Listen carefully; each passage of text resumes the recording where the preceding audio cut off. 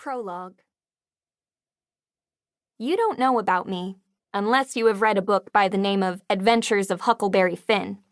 But it doesn't matter. That book was made by Mr. Mark Twain, and he told the truth about me, as far as he knew.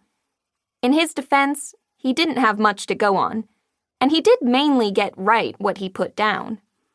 In the end, I made it into 28 pages of his 366-page book. I'm not mad, though. It happens. There's a lot more story to every single one of us, beyond what gets put down. For what it's worth, here's my side of things. Chapter 1. The Fire. We smelled the fire before we saw it. It didn't smell like a fireplace. It didn't smell like a campfire either. Do you know what a musket smells like after the bullet's been fired? Or singed hair on a branding iron? Or a shirt forgotten under the iron? Or a wet saddle too near the campfire? Or maple syrup boiled over onto coals? The fire didn't smell like any of those things. It smelled like all of them, mixed together. It wasn't the smell of something burning. It was the smell of everything burning.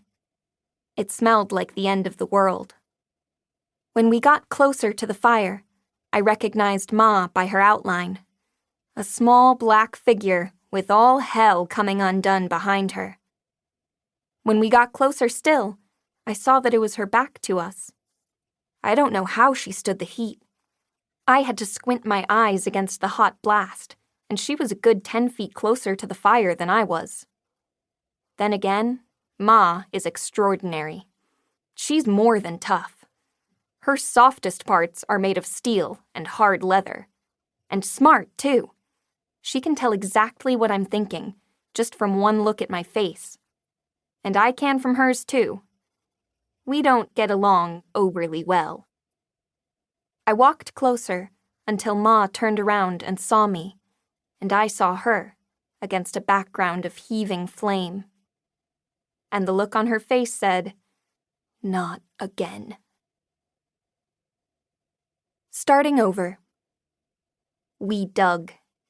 We dug until we couldn't dig anymore, and then we dug some more.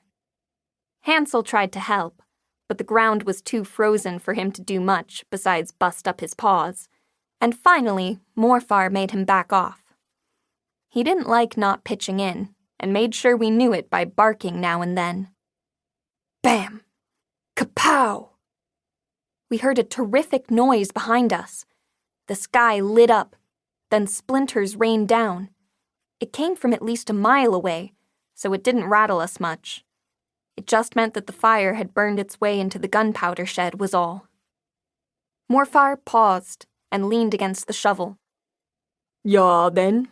We go down to Fort Snelling a little early this year." Ma gave me a look that told me it was my turn to dig. While I did, I felt snow splattering onto the top of my head. It was coming down in big, wet clumps, and that was a lucky thing. Fire can't jump across snow, and it sure can't jump over slush. Tonight, we'd sleep in the barn, less than 100 yards from the inferno, but just as safe as if we were off on Mackinac Island. I stopped digging when a metal box showed itself out of the dirt. It wasn't filled with diamonds, but it still counted as treasure to us. 4 times a year, Morfar buries the last quarter's record books near the crick, where the ground doesn't freeze as hard, so he can answer to the company in case of raids or thieving or fire.